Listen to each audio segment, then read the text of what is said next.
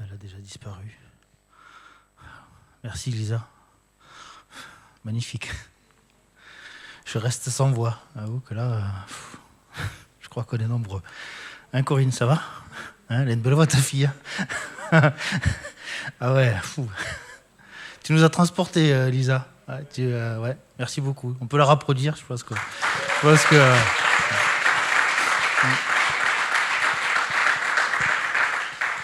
Un cœur comme ça, Lisa. Un cœur comme ça. Et comme elle disait dans ses paroles, un Dieu qui est réel, c'est ça? C'est ce que je sais, un Dieu qui est réel. Ouais, ça va bien avec ce qu'on va partager. C'est ça qui est rigolo quand le Saint-Esprit est à l'œuvre, quand le Saint-Esprit est à la manœuvre. Tout s'enchaîne, c'est ce qui est magnifique. Seigneur Jésus, merci pour tout ce que tu fais dans nos vies. Merci parce que voilà, c'est une joie de savoir que tu es présent, que, voilà, comme on disait, que tu es à la manœuvre, Seigneur. Ton précieux nom, amen. Merci encore pour l'opportunité de partager devant vous. Merci Pasteur Johan. Merci Pasteur Georges. Moi, je voudrais partager avec vous un verset. Alors, tout le monde le connaît, ce verset. Le monde entier le connaît, ce verset. Il est tiré du psaume 23, verset 1. L'Éternel est mon berger. L'Éternel est mon berger. Alors, ouais, c'est le verset, je pense c'est le verset que tout le monde connaît. On le voit partout, ce verset. Mais est-ce que réellement l'Éternel, c'est mon berger? Est-ce que réellement le monde veut que l'Éternel soit son berger? Ce berger. La réponse, elle est simple. Je pense pas. Je pense pas que réellement le monde ait envie de voir qui est ce berger, envie de connaître qui est ce berger. Et le pire, c'est que ce verset, on peut le trouver partout. On le trouve dans des films, on le trouve dans des chants, on le trouve même gravé sur des tasses, sur des tableaux, sur des tatouages. Oui, sur la peau. Mais qu'est-ce que ça signifie réellement? L'Éternel est mon berger. Ça signifie quoi, l'Éternel? L'Éternel, en hébreu, c'est Yahweh, Yehovah. Ce qui signifie celui qui est. En fait, c'est le nom propre de Dieu, le seul vrai Dieu, celui qui est. Au moins, c'est clair. Le seul vrai Dieu, c'est le même vrai Dieu qui a créé la terre, qui a créé le ciel, tout ce qui compose l'univers, et que l'on s'approprie en fait. Car tout ce que Dieu a créé, l'homme se l'approprie. Se l'approprie sans pour autant se poser des questions de qui est ce créateur, qui est cet éternel qui par théorie est notre berger. Mais encore, on va chercher à des milliards d'années-lumière, à des milliards de kilomètres, des réponses à la vie sur Terre. À des milliards de kilomètres, des réponses à ce que Dieu a créé. Alors je vais juste faire un petit aparté.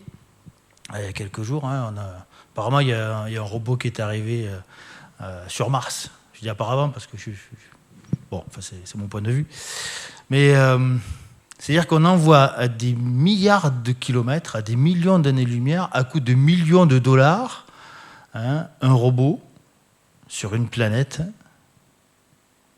pour savoir comment la Terre a été créée, en fait, comment la vie est apparue. Parce que la chance qu'on a, c'est que nos chercheurs, eux, ils sont convaincus, enfin, c'est même pas ils sont convaincus, ils savent que l'endroit où cette espèce de rover a atterri, c'était, il y a des milliards d'années, c'était un lac, aujourd'hui qui est asséché. Alors, quand on sait que, par théorie, quand il y a de l'eau, il y a de la vie, donc je vous laisse imaginer, je vous laisse réfléchir un petit peu déjà aussi sur ce fait historique, qu'il y a des milliards d'années, il y avait un lac à tel endroit. Bon, ça c'était juste un petit aparté, parce que pourquoi aller chercher à des milliards de kilomètres des réponses qu'on a sous le nez, en fait? Parce que les réponses à toutes nos questions, elles sont dans la Bible. Les réponses à toutes nos questions, elles sont juste devant nous. Mais on ne regarde pas à cet éternel qui est notre berger. On ne veut pas le voir, cet éternel. On nous fait marcher dans une vérité de l'inconnu comme des moutons. Vous voyez ? comme des moutons. En fait, notre berger, c'est pas l'Éternel, du coup. En fait, l'homme d'aujourd'hui, c'est le même qu'au temps de Jésus, hein. C'est le même qu'au temps d'Adam et Ève. Mais pour en revenir à nos moutons, hein, le seul vrai Dieu, hein, c'est celui qui est présent, c'est celui qui nous fait connaître sa parole, sa volonté, depuis la création. Hein.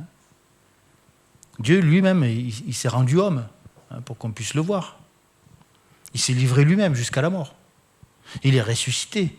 Il s'est à nouveau présenté pour que nous soyons convaincus comme Thomas.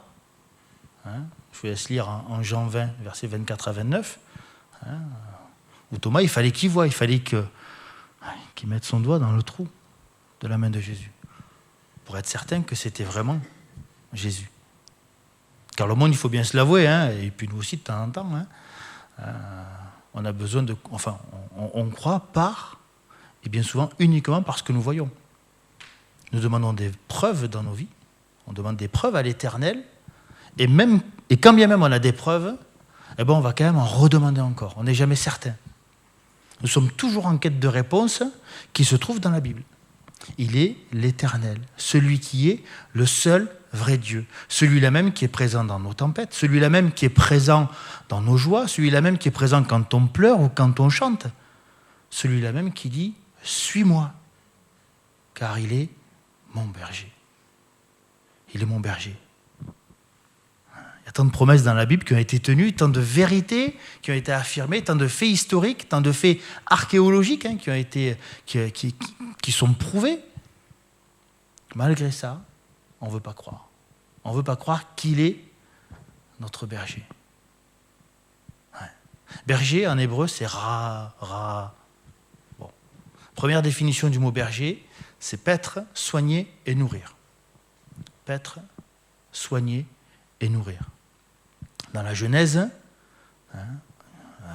nous lisons que Dieu a créé l'homme et il lui a donné tout ce dont il avait besoin.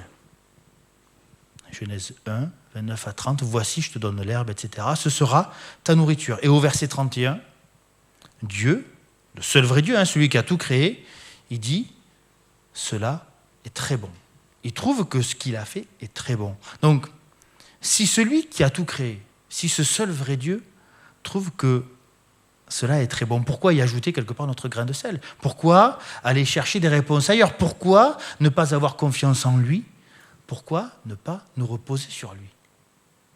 Pourquoi ne pas accepter que l'Éternel est notre berger? L'Éternel, il prend soin de nous. Hein, tel un berger pour ses brebis. Hein, un berger, c'est celui qui panse les plaies de ses animaux. Comme l'Éternel nous soigne et nous relève. Le berger, il ne laisse pas une brebis blessée au fond de son champ, non. Il va aller la chercher, hein, même quand elle se perd. Le berger, il ne va pas craindre de laisser son troupeau à un endroit pour aller chercher la brebis égarée, comme nous. L'Éternel, il n'a pas peur d'attendre et de venir nous chercher. Il n'y a rien qui l'arrête. Donner la pâture, hein, paître, donner la pâture, c'est diriger, c'est enseigner. C'est ça ce que ça veut dire. C'est ce que fait le berger, il dirige ses brebis. Hein, il les conduit là où il sait qu'elles ne manqueront de rien. Et l'Éternel, lui, fait pareil avec nous, mais seulement si nous le considérons comme notre berger. D'accord ? Il nous dirige, il nous conduit. Alors oui, c'est vrai que ce n'est pas toujours comme on voudrait, hein, c'est certain. Là, c'est clair que c'est jamais comme on voudrait. Mais il a un plan pour chacun de nous. Il a préparé une place pour nous. Il y a juste, voilà, il nous devance, comme un berger devance son troupeau. Voilà. Il faut juste le reconnaître. Il est le berger. Dans la deuxième définition du mot berger, c'est celui qui s'associe, c'est le compagnon. Le compagnon. Voici, je suis avec vous tous les jours jusqu'à la fin du monde. Matthieu 28, verset 20. Tous les jours jusqu'à la fin du monde. Je suis avec vous. Je suis ton compagnon de service.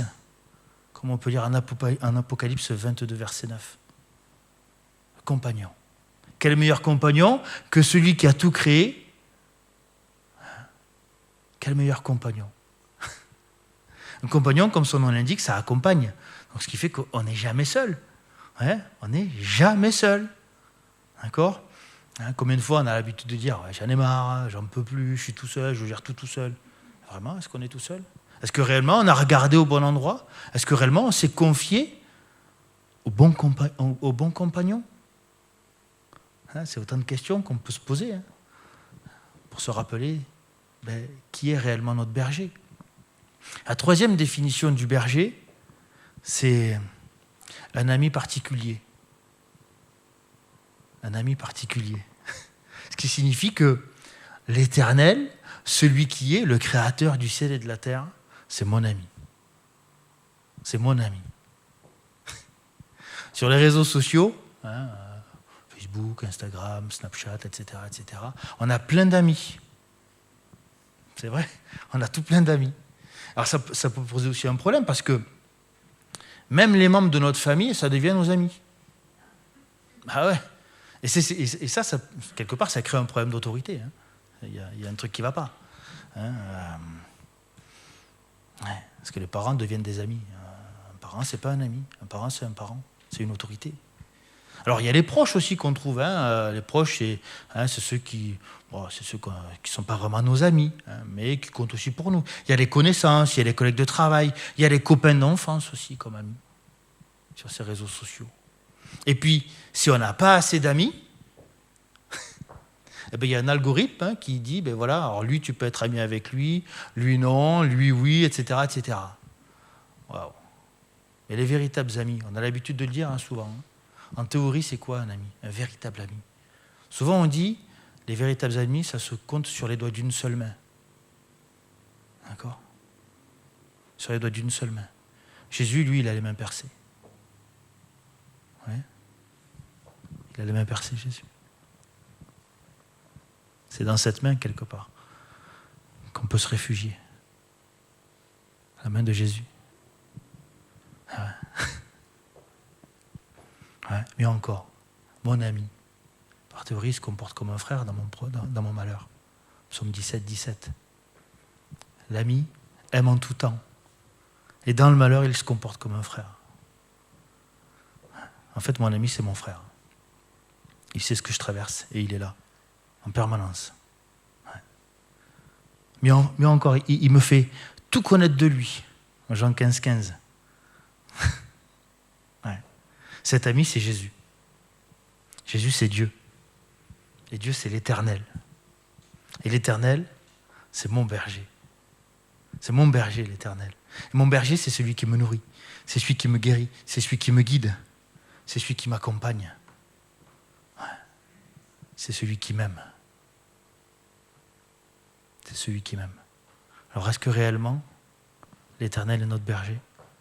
Est-ce que réellement, on croit en ce berger? Moi, j'y crois. Et vous? Amen.